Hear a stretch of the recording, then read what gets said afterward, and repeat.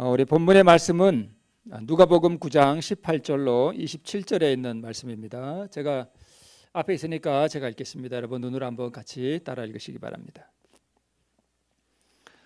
예수께서 따로 기도하실 때에 제자들이 주와 함께 있더니 물어 가라사대 무리가 나를 누구라고 하느냐? 대답하여 가로되 침례 요한이라 하고 더러는 엘리야 더러는 옛 선지자 중에 하나가 살아났다 하나이다. 예수께서 이르시되 너희는 나를 누구라 하느냐? 베드로가 대답하여 가로되 하나님의 그리스도시니이다 하니 경계하사 이 말을 아무에게도 이르지 말라 명하시고 가라사대 인자가 많은 고난을 받고 장로들과 대제사장들과 서기관들에게 버림받아 죽임을 당하고 제3일에 살아나야 하리라 하시고 또 무리에게 이르시되 아무든지 나를 따라오려거든 자기를 부인하고 날마다 제 십자가를 지고 나를 쫓을 것이니라. 누구든지 제 목숨을 구원코자 하면 잃을 것이요 누구든지 나를 위하여 제 목숨을 잃으면 구원하리라. 사람이 만일 온 천하를 얻고도 자기를 잃든지 빼앗기든지 하면 무엇이 유익하리요?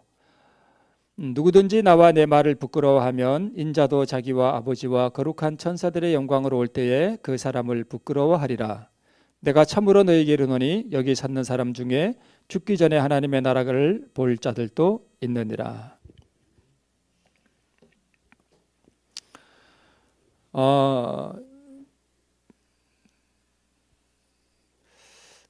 예수님께서 이제 가이사랴 빌립보라 하는 곳으로 이제 제자들을 다 이끄시고 거기서 그분이 비로소 자기가 십자가에 달려 돌아가실 것을 이제 가르쳐 주시는 그 본문의 내용입니다. 십자가에 달리실 때에 그 마음을 찌르는 심한 고통과 또 그분의 머리에 씌워진 모욕, 견뎌야 했던 궁핍, 또 수치와 치욕의 십자가, 멸시와 버림받음, 이것이 주님 앞에 놓여 있었던 길이었죠. 한 가지 우리가 좀 생각해 봐야 할 문제가 또 무엇인가 하면 우리 오늘 시대소망 제45장에 있는 본문에 있는 말씀인데요.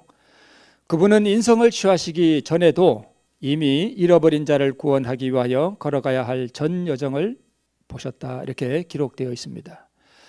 그러니까 예수님이 성육신 하시기 전에 그분이 신성의 제2위 되신 구약의 여호와 하나님, 그 하나님으로 계실 때에 그분은 무엇을 항상 보고 계셨는가 하면 앞으로 그분이 인성을 취하시고 이 땅에 오셔서 성육신 하셨을 때 걸어가셔야 할 전 여정, 그러니까 앞에 우리가 보았던 이 심한 고통과 그분이 당하실 모욕들과 또 그분이 견뎌야 했던 그런 궁핍들, 수치와 치욕의 십자가, 또 멸시와 버림받음, 이런 것들을 이미 다 보고 계셨다는 것입니다. 그런데 그 하나님께는 시공이 초월되어 있죠, 그죠? 그래서 하나님은 영원 전부터 영원 끝까지를 어떤 시간 안에 계신 게 아니라 시간 밖에 계시기 때문에 한눈에 다 보신대요.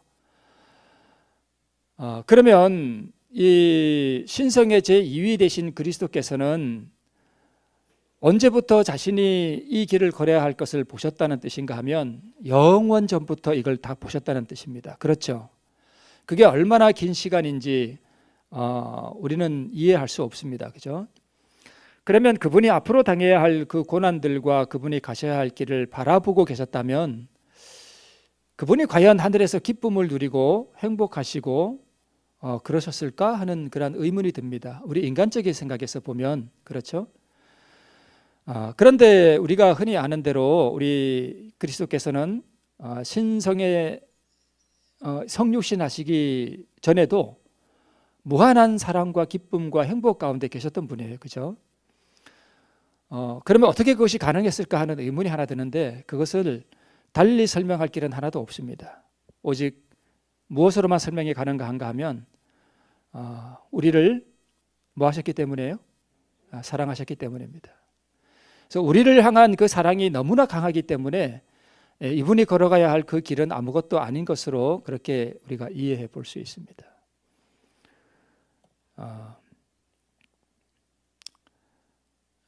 우리가 이해하지 못할 그러한 긴 시간들,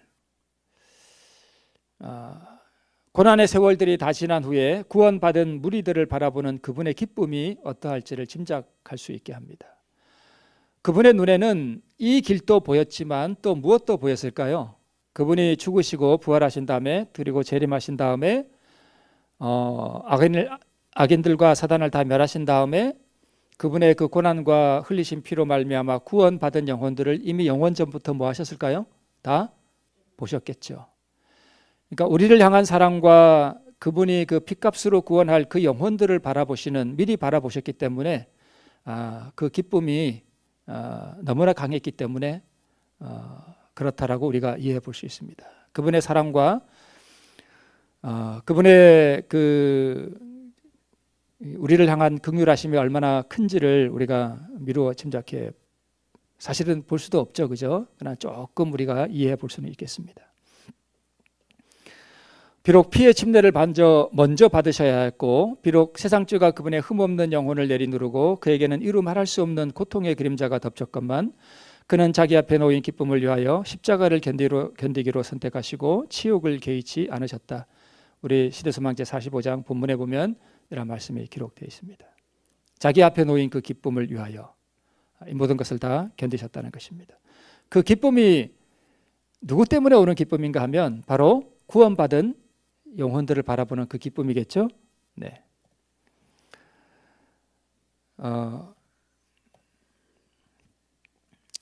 이 모든 고통을 그분이 아셨고, 그렇지만 또 나의 하나님이여 내가 주의 뜻 행하기를 즐기오니 주의 법이 나의 심중에 있나이다라고 말씀하셨다 이렇게 되어 있습니다. 주의 뜻 행하기를 즐기오니, 그러니까 주의 뜻이 뭐냐면 이 주는 아버지 하나님이시죠. 아버지 하나님의 뜻을 행하는 것이 예수님에게는 뭐라고요? 즐거움이래요. 그러면 아버지 하나님의 뜻은 뭐냐 하면 우리 타락하고 무가치한 죄인으로 이 나락으로 떨어진 인생들을 위하여 자기 영원한 아들 되시는 그 예수님께서 치욕의 십자가를 지는 것이 하나님의 뜻이었죠. 그러면 그 치욕의 십자가를 지고 가는 것이, 그리고 사망의 고통을 당하는 것이 그 아버지 하나님의 뜻이었다면 그것을 행하는 것이 예수님에게는 두려운 미래가 아니라 즐거움이었다 하는 것이 참 우리를 아연하게 만듭니다. 내가 주의 뜻 행하기를 즐기오니, 영원한 자기 희생의 그 길을 걸어가는 것이 그분에게 즐거움이었다라고 말씀하고 있습니다. 이것을 우리가 보면 완전한 순종 안에 완전한 쉼이 있다라고 우리가 증언의 말씀에 그렇게 되어 있습니다. 예수님은 십자가를 지시면서 완전한 쉼을 경험하셨다는 뜻이죠. 완전한 자기 포기 안에 완전한 기쁨과 평안과 즐거움이 있다는 뜻입니다. 누군가로 인해서 내 마음이 불편하고 분개가 일어나고 짜증이 일어난다. 그러면 그 이유는 완전한 자아 포기가 없기 때문에 그런 일들이 일어납니다. 누구 때문에 내 마음이 불편하다. 누구 때문에 내가 분개가 일어난다. 누구 때문에 내가 정말 언짢다 하는 것은 이 자아가 포기 안 됐기 때문에 그렇습니다.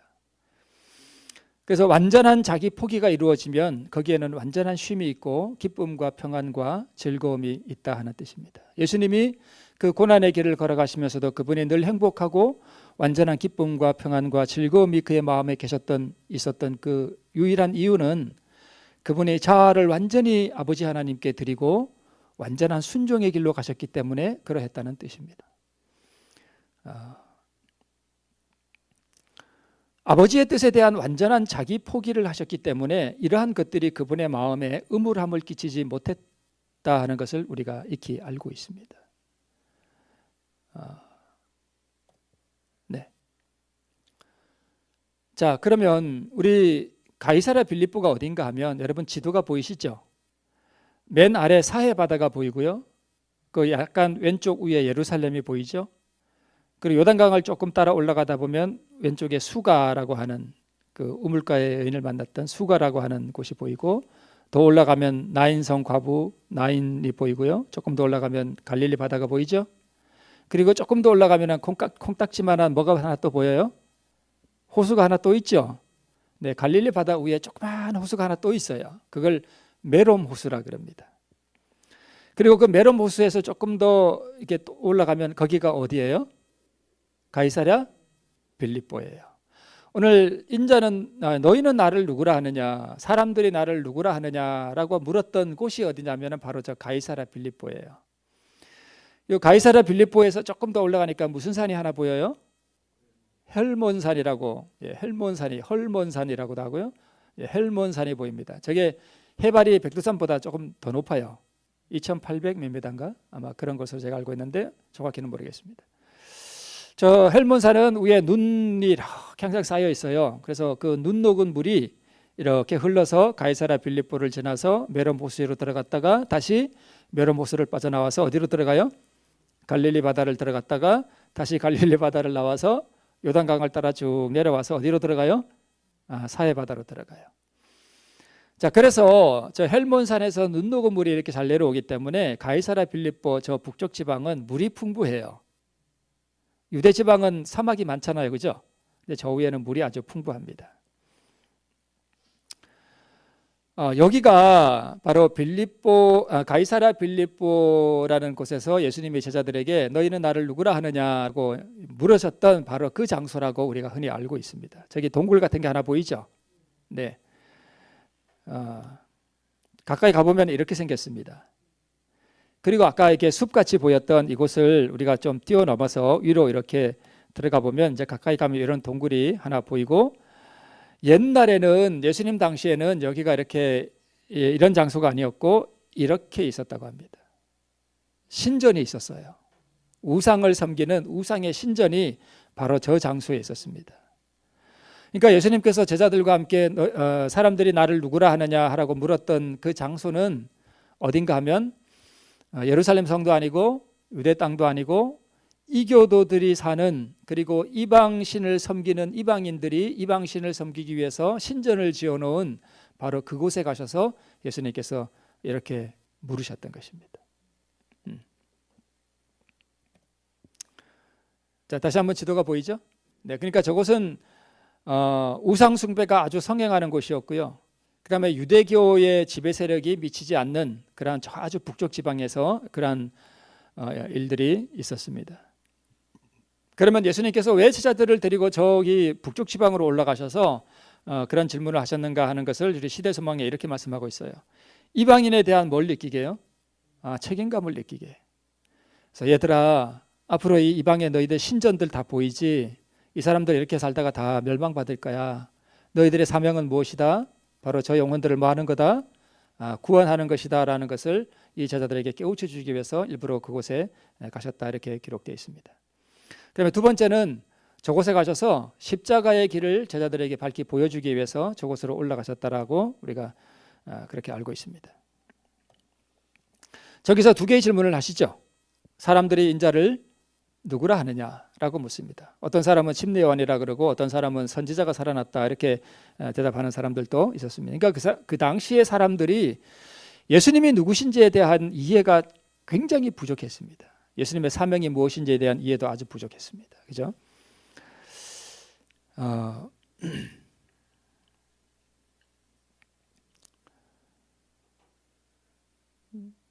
그러면서 너희는 나를 누구라 하느냐라고 이렇게 물으셨죠.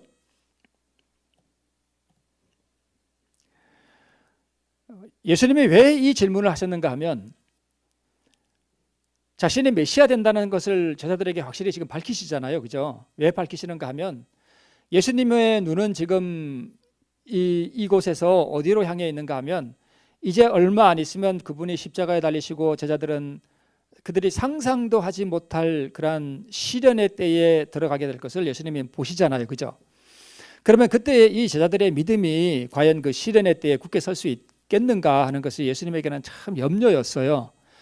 그래서 이 질문을 하신 이유는 자신이 메시아 된다라고 하는 사실을 이 제자들에게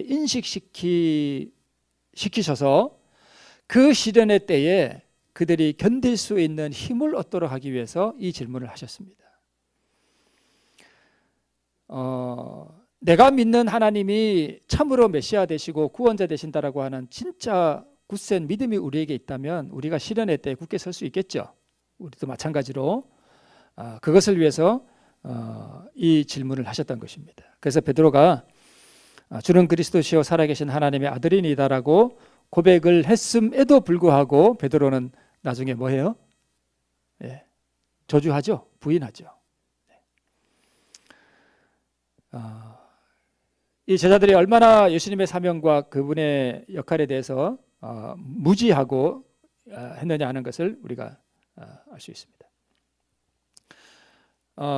너희는 나를 누구라 하느냐 하는 그 질문에 대해서 베드로가 주는 그리스도시요 살아계신 하나님의 아들이니이다라고 고백했습니다.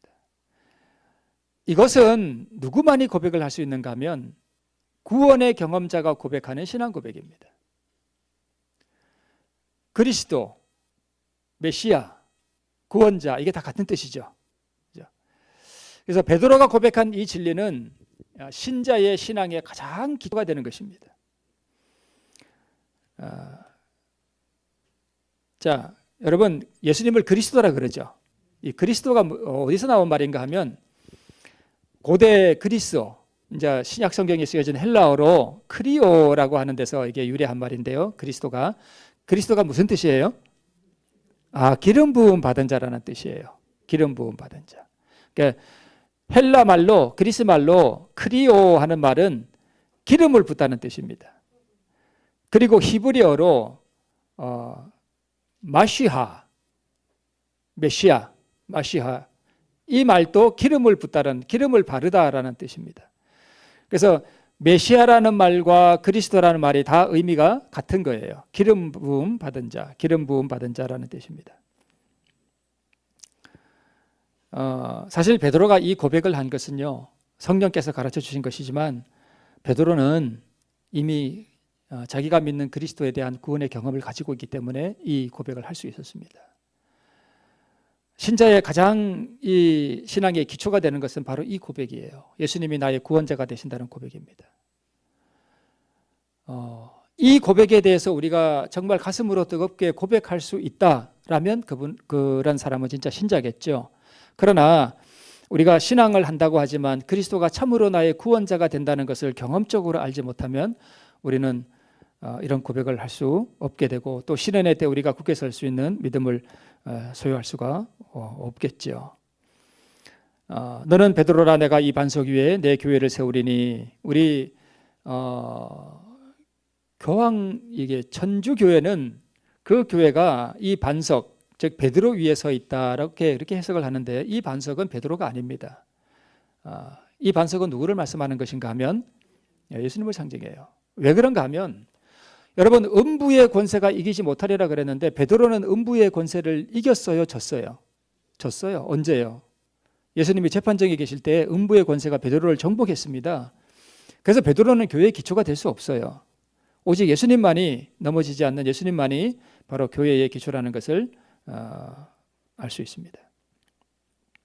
가끔 이렇게 교회들에게서 들려오는 소식들을 우리가 이렇게 들어보면 교회가 참 어려운 교회들이 많습니다. 분란이 일어나고 싸움이 일어나고 교회가 진짜 금방 무너질 것 같은 그런 일들도 있지만 교회는 누가 붙들고 계신다고요?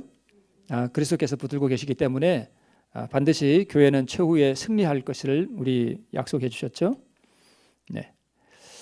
그 다음에 천국 열쇠를 너에게 주리니 라고 예수님께서 베드로에게 천국 열쇠를 주셨다고 이렇게 말씀되고 있는데 이 천국 열쇠는 그리스도의 말씀이에요. 하늘을 열고 닫는 능력을 가지고 있었죠. 하나님의 말씀이. 그 다음에 사람들이 간합되느냐 거절되느냐를 결정짓는 조건을 하나님의 말씀 가운데 두셨다 이렇게 말씀하고 있습니다. 자, 넘어가고 십자가의 예표가 제목이죠. 오늘 그 신전들이 있는 그 가이사랴 빌립보에서 예수님께서 비로소 자신이 고난을 당하고 십자가 죽으실 것을 가르치셨다 이렇게 말씀을 하고 있었죠. 말씀을 하셨죠. 그때에 예수님과 베드로 사이에 사단이 끼어들었습니다. 사단이 베드로를 통해서 말하죠. 주여, 그런 일이 있으면 안 됩니다 라고 베드로가 말했습니다. 그죠? 그게 누구 말인가 하면 베드로의 말이 아니라 사단이 끼어들었어요.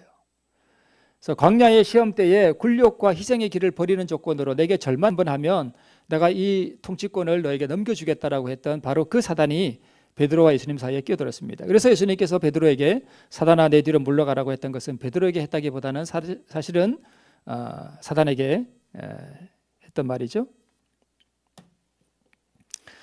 그러고 나서 예수님께서 하셨던 말씀이 바로 이것입니다. 이에 예수께서 제자들에게 이르시되 아무든지 나를 따라오려거든 자기를 부인하고 자기 십자가를 지고 나를 쫓을 것이니라. 이 말씀을 이때 하셨습니다. 그 12제자 외에 그 가이사랴 빌립보에 이렇게 서성거리고 있는 제자들이 또 있었다고 이렇게 기록되어 있습니다. 그 사람들을 다 부르신 다음에 예수님께서 다 모였을 때에 바로 이 말씀을 하셨다 이렇게 기록되어 있어요. 아무든지 나를 따라오려거든 자기를 부인하고 자기 십자가를 지고 나를 쫓을 것이니라. 사실 오늘 바로 이 말씀이 사실 앞에 거는 다 서론이고요. 사실 이게 진짜 본문이에요. 이게 중요한 것입니다.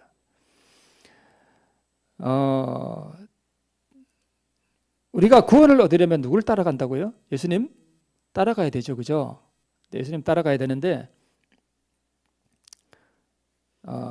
그냥 따라가는 것이 아니라 두 가지, 자기를 부인하고 자기 십자가 지고 우리가 예수님 쫓아가는 거예요. 그래야 영생을 얻을 수 있습니다. 그래서 우리 오늘 시대소망 제45장 그 본문 안에 시대소망 416쪽에 이렇게 기록되어 있습니다. 앞에 이 말씀, 자기를 부인하고 자기 십자가를 지고 나를 쫓을 것이니라 하는 이 말씀을 두고 이렇게 설명하십니다. 이 말씀보다 더 완전한 자아 포기를 묘사한 말씀은 있을 수 없었다.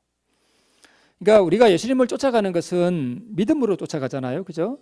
근데 믿음으로 쫓아간다는 뜻이 뭐냐? 바로 이거라는 뜻입니다. 자기를 부인하고 자기 십자가를 지고 나를 쫓으라 이것입니다. 이것이 믿음으로 우리가 예수님을 쫓아간다는 뜻의 말씀의 의미입니다. 여러분 보면 이제 그 예수님은 그러시지 않으셨지만 이 로마의 가장 가혹한 처형 도구인 십자가를 사람들에게 이게 죄수에게 메울 때에 거의 그러니까 모든 죄수들이 그 십자가를 순순히 질까요? 절대 그렇게 안 집니다. 그걸 안 지려고 뭐 할까요? 발악을 해요. 막 괴성을 지르고 막 거부하고 그러면 또 더 때립니다. 그죠? 때리면은 마지못해 겨우 그 십자가를 지고 처형 장소로 끌려갑니다.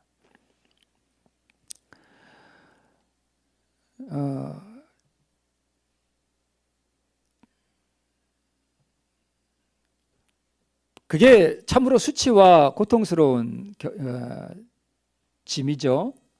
근데 그것을 예수님께서 우리에게 치라는 거예요.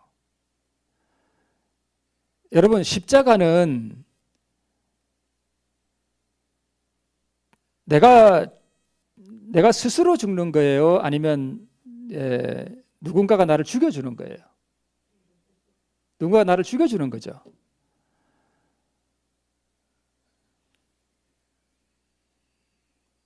내가 스스로 내 손에 못을 박나요? 아니죠. 누군가가 내 손에 못을 박아줘야 돼요. 그죠? 그래서 자기 십자가를 진다 하는 뜻은 사실은 다른 사람이 나에게 십자가를 메워줘요.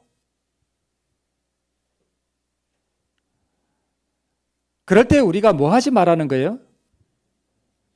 발악하지 말라는 것입니다. 저항하지 말라는 뜻이에요. 보통 우리는 누가 우리에게 십자가를 메워주는가 하면 나와 가장 가까운 사람이 나에게 십자가를 메워줍니다. 거의 10중 8구 다 그래요.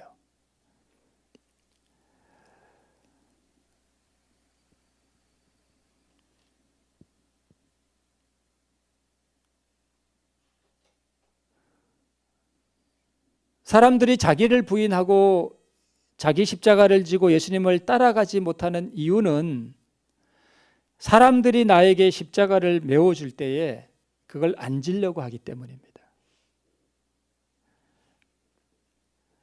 여기 시대소망 416쪽에 있는 이 말씀보다 더 완전한 자아 포기를 묘사한 말씀은 있을 수 없었다라고 이제 그 시대소망 45장에서 결론적으로 이 말씀을 맺고 있거든요. 근데 이 말씀을 우리가 계속 우리가 나누었던 그 말씀처럼 이게 우리가 어떻게 의를 얻느냐 하는 길을 제시하는 것입니다. 바로 이 방법 외에는 없다는 것입니다.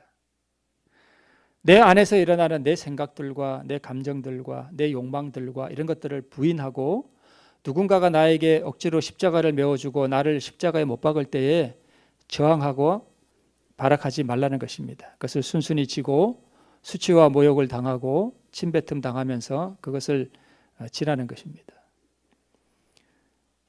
그것이 우리가 예수님과 함께 십자가를 따라 걸어가는 길이라는 사실을 우리에게 가르쳐 주시는 것입니다.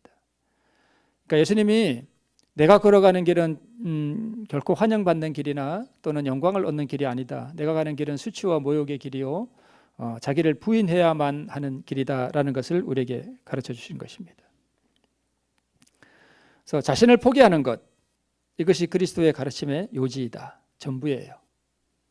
바로 자기를 부인하고 자기 십자가를 지고 예수님을 쫓아오라 하는 것, 이것이 예수님의 가르침의 전부입니다.